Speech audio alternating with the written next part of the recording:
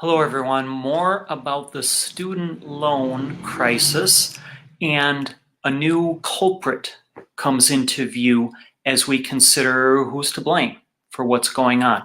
I'm Scott Schwartz with Never Too Much Money.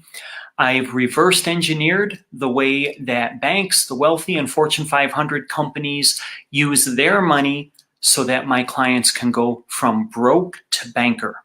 Bottom line, I show people how they can get out of debt in 1/5 to 1/3 their current pace and invest those same dollars without spending any more than they are already guaranteed.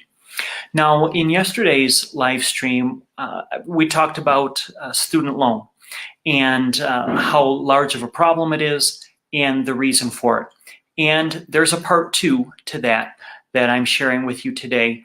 And this is taken mostly from a Yahoo Finance article. Let me go ahead and pull that up here. Let me blow that up a little bigger. Okay. All right, hope you're seeing this. Yeah, it looks okay. All right, so student loan forgiveness is a big topic in the news. This expert explains that it doesn't solve the crisis long term.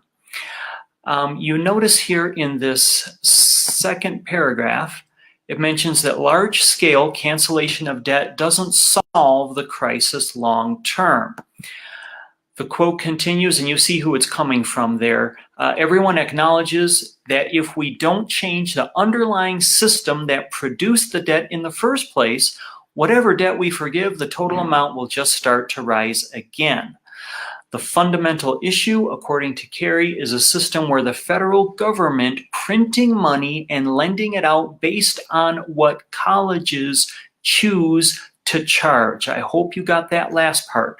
These loans are being made based on what the colleges choose to charge. So it's like a situation where you've got 2 patients in a hospital. One with insurance, one without insurance, and they have the same service, the same procedure is done. What generally happens? Well, the one without insurance, since they can only afford up to a certain level, the hospital charges less. The patient that does have health insurance, the hospital figures, well, they've got deep pockets, we'll just charge what we want. And basically that's saying that is what universities do today when it comes to pricing the education. The next paragraph goes on to say, in other words, the real problem is that the average cost of total tuition, fees, room and board rates charged for full-time undergrad students in degree-granting institutions in the U.S. has increased more than 2 times the general U.S. inflation rate. And no wonder when these schools know that so many of their students depend on loans, and the government will base the loan on what the college chooses to charge. So of course, they choose to charge more. Other highlights from this article. This next paragraph here, the argument for canceling debt, therefore, would be treating a contaminated river without stopping the source of the pollution. Okay, what a good illustration that is. We may hear talk of canceling student loan debt, but first of all, we don't know if that's going to happen. We don't know the extent of it. And according to this, we do know that it won't solve the problem. One last section I wanted to point out here, the same article. New forgiveness aside, regardless, the mechanisms through which defrauded student borrowers or borrowers who serve 10 years in public service can apply for debt discharge have broken down, especially during the Trump administration. One of the most frustrating and heartbreaking things, talking to thousands and thousands of student loan borrowers over the years, is that borrowers are entitled in many instances to have their loans totally forgiven and given a second chance in their financial lives under the system that Congress created.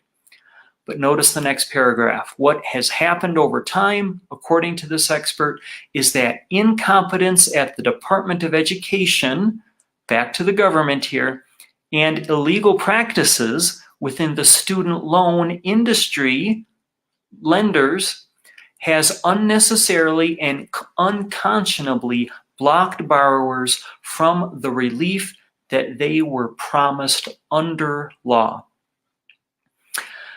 So we're getting back then to the broken system of lending and the incompetence of government regulation over what's called a defrauding process, defrauding student borrowers, a broken system. And we even see here that universities play a part in that as well.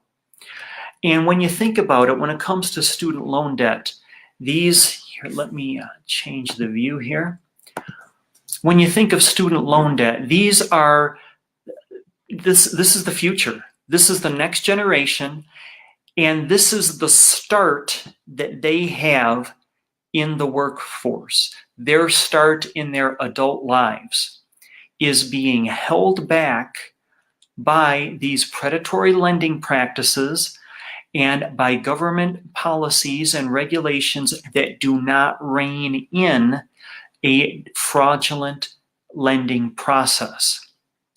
So I hope you've understand a little more clearly. I won't say I hope you enjoyed this video, because it's very disturbing to learn about this, to get that inside view of what's driving yet another factor that keeps America in debt.